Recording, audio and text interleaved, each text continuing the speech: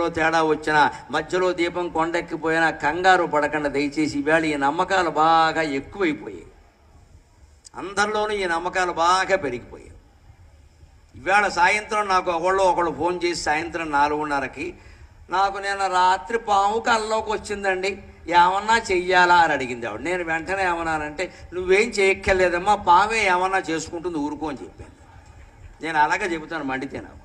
అనేక విషయాలు కళలోకి వస్తాయండి. కళల గురించి ఎప్పుడు కంగారు పడకూడదు. కళలు, శకునాలు, బల్లిపాటు ఇవన్నీ అసలు ఆలోచించకూడదండి.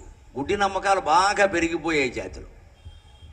దురదృష్టవశాత్తు సామాజిక మాధ్యమాలు పెరిగాక వాటికి ప్రచారం కూడా బాగా పెరిగింది, ఇంకా పెంచేస్తున్నారు విపరీతంగా.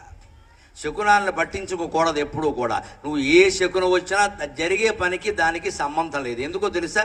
పల్లెటూళ్ళు కాదండి, ఇప్పుడు తెనాలి, కొల్లూరు అని పట్టణాలు అవుతున్నాయి. నువ్వు బయట నిలబడితే 100 మంది ఇటు వెళ్ళారు, 100 మంది అటు వచ్చారు. ఎవరు